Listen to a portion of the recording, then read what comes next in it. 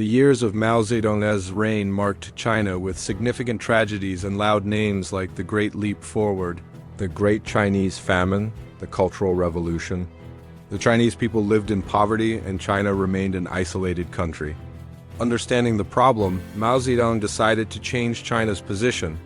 He began to establish diplomatic contacts with the United States because of the athletes at the 31st World Table Tennis Championships. This event will go down in history as ping-pong diplomacy. Mao Zedong made his mark, and in 1972, U.S. President Richard Nixon visited China. They signed the Shanghai Communique, which adopted a plan to end China's international isolation. Nixon also tried to solve the problem of Taiwan, which would have become an unrecognized country after the international regulation. However, it is still impossible to determine its status fully. We tell you more about the Taiwan question in a separate video link in the description. In 1976, Mao Zedong died. The struggle within the Communist Party began immediately. Jiang Qing, wife of Mao Zedong, led those who supported the return to China's old policy of isolation. She was opposed by Prime Minister Hua Guofeng and his deputy Deng Xiaoping. With the support of the army, Hua Guofeng carried out a coup and arrested Jiang Qing and her closest supporters. However, he himself soon suffered from intrigue within the party and had to relinquish power to his deputy. Deng Xiaoping chose not to hold high positions in the country. Instead, he led several commissions. He appointed his protégés to the senior positions and led the country by using them. Despite this, China knew who was really in power, and Deng Xiaoping is commonly referred to as the main architect of modern China. His policy program came to be known as Baluan Fanzheng, which means setting things right. China continued to open up to the world. Deng Xiaoping made a diplomatic tour of countries in Southeast Asia, where he met the renowned reformer and father of Singapore's economic miracle, Lee Kuan Yew. Deng Xiaoping liked Singapore's success so much that he decided to replicate it in China. A blueprint for economic reform having been drawn up, exemplified by Singapore, Japan, South Korea, and even unrecognized by China, Taiwan. In history, this economic plan will go down as Gage Kaifang, translated as reform and openness. The idea of enriching China will go down as Xiaokang, which means moderately prosperous society. The first significant change in China was the creation of the special economic zones, which allowed private property, free trade, and foreign money. Thus, Deng Xiaoping hoped that foreign investors would start building factories in China, and it paid off because the first 4 economic zones began to get rich quickly. These were foreign factories, and ordinary Chinese people were able to run small businesses. 5 years later, 14 more cities were opened for free trade, and a year later, the special economic zone would be established in Hainan province.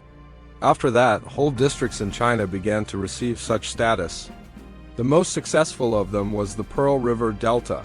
China has abolished collective farms, the idea of which was once borrowed from the Soviet Union. Instead, peasants were allowed to establish their own farms.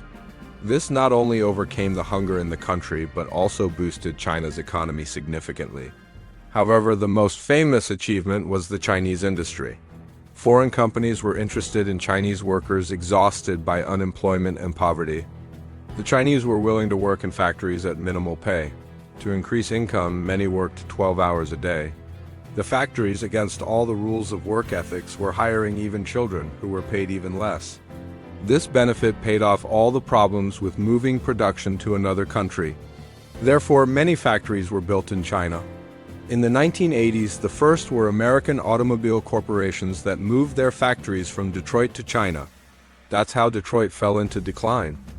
China even benefited from Taiwan's investments, although it did not recognize it as a separate country. To occupy its production with anything, the Communist Party of China has made informal arrangements with foreign companies. It began producing copies of foreign goods in state factories.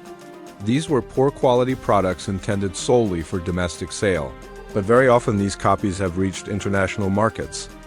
In 1989, at the funeral of one of the reformers, a rally took place which quickly escalated into an eruption of protests in Tiananmen Square.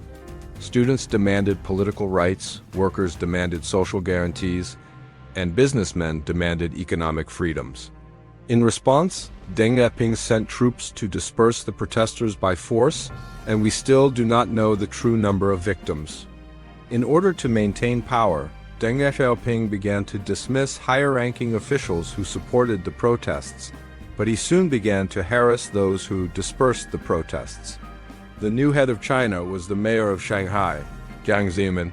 He created such a successful economy in his city that Shanghai became China's richest city. After the death of Deng Xiaoping, he gained political power over the country. The same year saw another important event in Chinese history. Hong Kong, which had been part of Britain for over 150 years, was officially passed to China. Beijing promised not to change laws and regulations in Hong Kong, to provide local self-government, and not to interfere in internal affairs. At that time, Hong Kong corporations began to invest millions of dollars in manufacturing in China and enriched it even further. Even world-famous Hong Kong film studios began to move to China.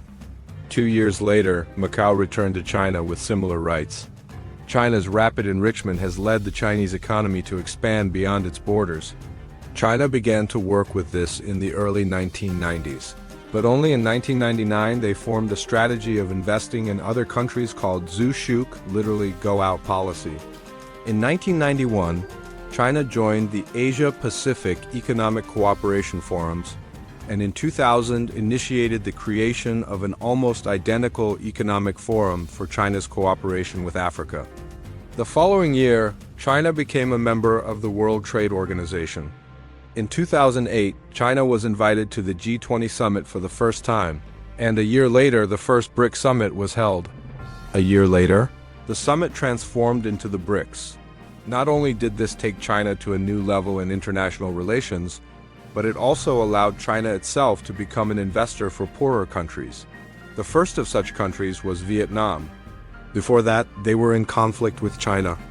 After reconciliation, road and rail services between the two countries were resumed. For Chinese money, Chinese companies began to invest in Vietnamese factories. At that time, the modernization of the complex of steel plants Thyssen distinguished itself. Over time, Chinese production began to appear in other Indochina countries. China began to lend to them and trade grew rapidly. Although Jiang Zemin resigned as early as 2003, he gradually ceded his leadership to others for a few more years. Since then, Hu Jintao has become the new head of state. He has formalized the policy of scientific outlook on development. The new authorities decided to start looking for raw materials in other countries. China was struck by a large, raw, and underdeveloped Africa. Over a decade, China has built friendly relations with African countries, working with corrupt governments, military dictators, and war criminals, and this is at the same time when the US and Europe imposed sanctions and trade embargoes on such rulers. African rulers actively agreed to cooperate with China because it demanded only one thing from them: do not recognize Taiwan as an independent country. In 2006, China created a separate public fund to help Africa, and already in 2009, China provided $40 billion worth of loans to Africa. In exchange for these loans, China rented mines with a variety of raw materials. Oil and non-ferrous metals, which are scarce in China itself, were particularly appreciated. China wrote off debts for the poorest countries unable to pay for their loans on their own, after which it provided new loans. China began to invest not only in Africa but also in Eastern Europe. But this did not bring many results because only one country agreed to receive Chinese investment: Belarus. A special economic zone for Chinese companies was created there, Great Stone Industrial Park.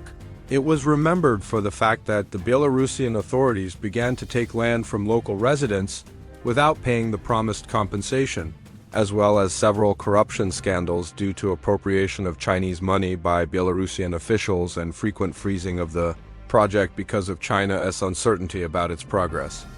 China's change of government in 2013 has not changed China's foreign policy. The new head, Xi Jinping, continued the predecessor's policy and even expanded it to one major project, One Belt, One Road, proposed by Xi Jinping.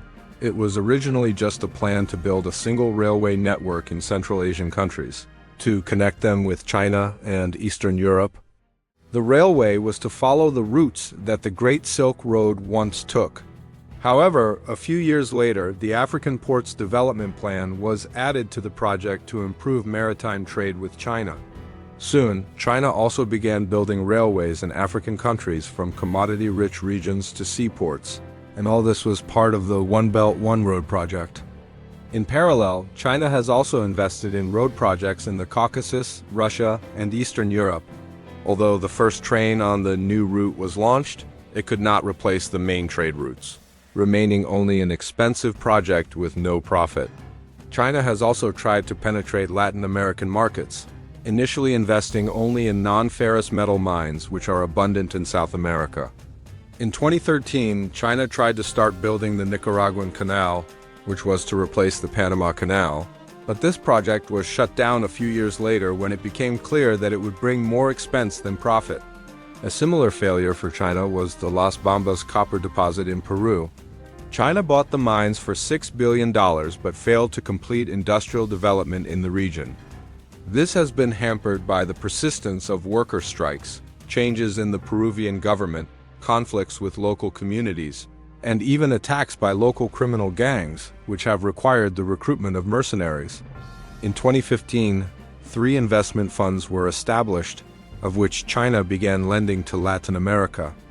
China's representatives started to take part in various forums and meetings which were established by the countries of this region. But most of the money spent on projects in Latin America is spent on building basic infrastructure power plants, roads, industrial buildings that do not generate much revenue for China. Sometimes China generally spends millions of dollars to keep in Latin America the government that is willing to cooperate with it. Over time, China raised the amount of demands for countries borrowing from it. Also, these demands have become increasingly political. Among the credit conditions such as non-recognition of Taiwan, China also added denial of the genocide of the Uyghurs, rejection of European or American loans, and concessions for Chinese companies. China also demanded that countries, in exchange for credits, vote in the UN as Beijing wished.